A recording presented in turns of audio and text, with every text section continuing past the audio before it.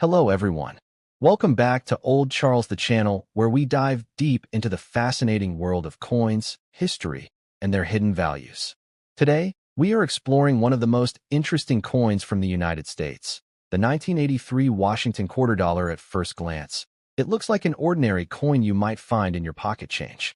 But when we explore its history, mintage, condition, and collector demand, you'll see why this coin can sometimes be worth much more than its face value. The Washington Quarter Series began in 1932, created to commemorate the 200th birthday of the first U.S. President, George Washington.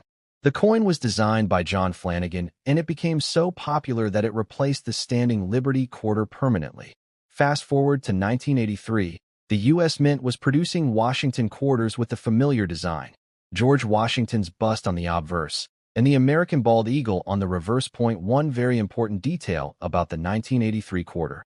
Unlike earlier silver coins, these were made of a copper-nickel clad composition ***, consisting of a copper core with a nickel outer layer.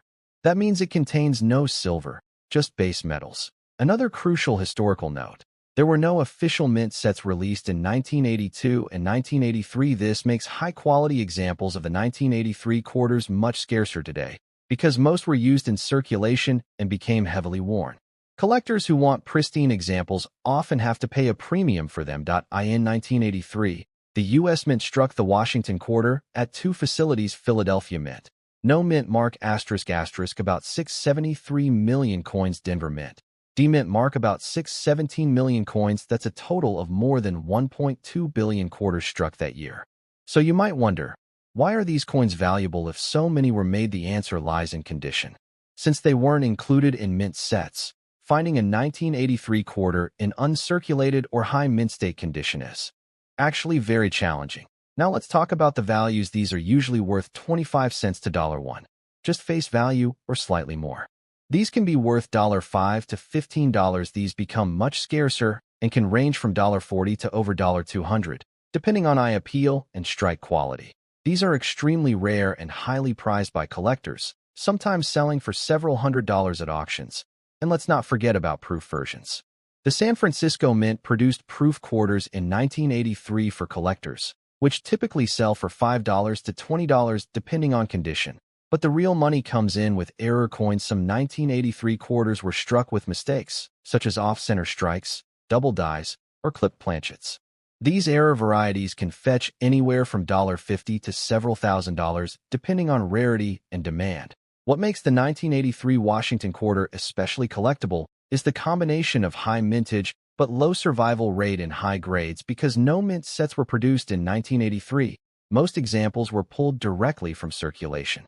That means the majority of coins you'll find today are scratched, worn, or dinged from heavy use. Collectors pay strong premiums for coins that are bright and lustrous, free from major scratches or bag marks, well struck with sharp details on Washington's hair and the eagle's feathers. If you happen to find a 1983 quarter in pocket change that looks unusually sharp and clean, don't spend it. It could be worth much more than 25 cents. Just to give you an idea of how valuable a top-quality coin can be. A 1983 P Washington quarter in MS-67 condition once sold for over $4,000 at auction. A 1983 D quarter in similar high grade has also crossed the $2,000 mark in sales. These are extreme examples, but they show how condition makes all the difference in coin collecting. So, to wrap up, the 1983 United States Washington quarter dollar may not contain silver, and it may have been minted in the hundreds of millions, but its true value lies in condition and rarity of high-grade examples in worn condition. It's worth only face value, but in uncirculated or gem condition, it could be worth dozens, hundreds, or even thousands of dollars. The story of the 1983 United States quarter dollar begins long before that year. It connects to the broader history of American coinage and the Washington Quarter Series itself. The Washington Quarter was first introduced in 1932 during the Great Depression as part of a national movement to celebrate the 200th anniversary of George Washington's birth. Originally, it was intended to be a one-year commemorative coin, but it became so well-received that it replaced the standing Liberty quarter permanently. The designer was John Flanagan, who used a classical-style bust of George Washington on the obverse. On the reverse, he featured the proud American bald eagle, with its wings spread and arrows in its claws, a symbol of strength and readiness to defend the nation. For decades, these quarters were made of 90% silver and 10% copper, but that all changed in the 1960s. By the mid-1960s, the rising price of silver made it too expensive to continue minting circulating coins with silver. So in 1965, the U.S. Mint switched to a copper-nickel-clad composition, which is what the 1983 quarter is made from, a pure copper core sandwiched between layers of nickel. Now, moving into the early 1980s, the United States was going through an economic period of high inflation and heavy coin circulation.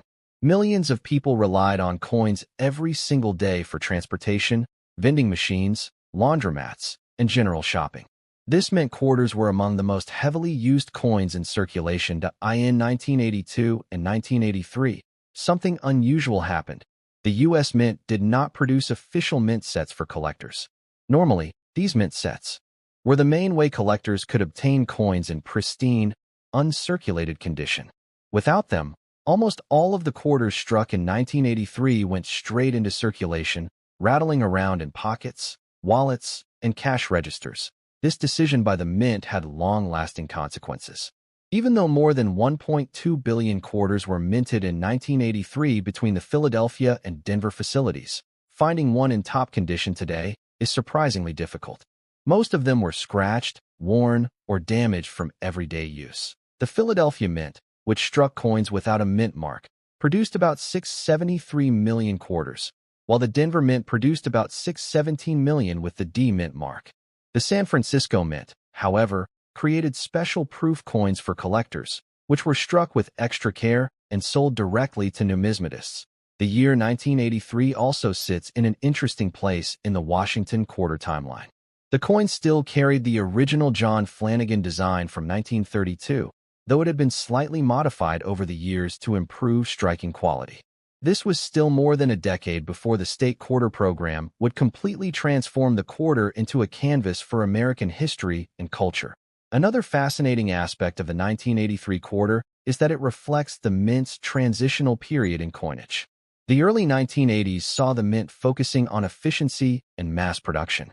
Quality control was sometimes inconsistent, which resulted in error coins like off-center strikes, doubled dies, and clipped planchets, all of which are highly collectible today. Finally, the historical importance of the 1983 quarter also comes from its place in American collecting culture. Because mint sets were not issued in 1982 and 1983, collectors often look at these years as tough dates to find in pristine condition. That scarcity in uncirculated grades gives the 1983 quarter a special reputation. Even though it was a common circulating coin, it challenge a piece of history that represents both everyday American life and the difficulties of building a complete Washington quarter collection.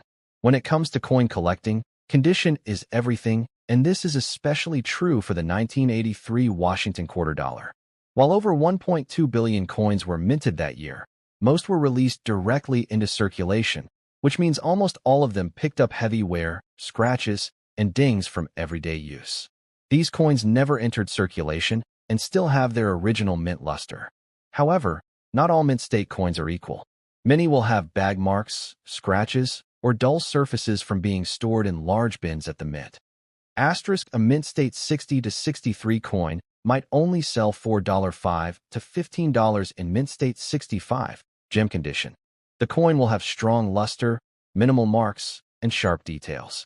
These can sell $4.40 to $75 at MS67 or higher. The coin is very rare and desirable. These top-quality coins have nearly perfect surfaces, incredible shine, and razor-sharp details. In this grade, prices can soar to hundreds or even thousands of dollar. Proofs are made with special polished dies that give the coin mirror-like fields and frosted designs. $5 to $20***, but deep cameo or perfect grade, PR70. Examples can sell $4.50 or more. 1.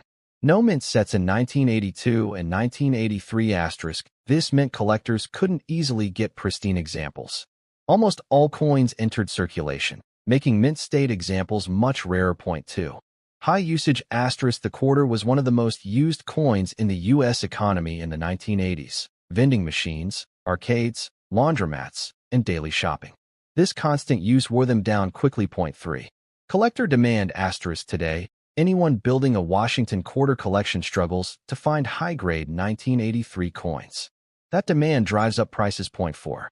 Error coins asterisk. Condition also affects the value of error varieties. For example, an off-center strike or double die in mint state condition. Much higher premiums compared to a worn example that on a well-preserved coin. You'll see clear separation in the curls above his ear and around the top of his head. These areas wear down first. If smooth and flat, the coin is circulated. Feathers on the wings and breast should be sharp. On worn coins, they appear smooth. Uncirculated coins should still have their original mint luster that looks like it's glowing or rolling across the surface. To highlight the importance of condition, let's look at some auction results. A 1983 P. Washington quarter graded MS-67 once sold for over $4,000. A 1983 D in the same high grade has sold for $2,000 to $3,000. Meanwhile, a heavily circulated example from your pocket change is still worth just 25 cents. The gap between these values shows why grading and condition matter so much.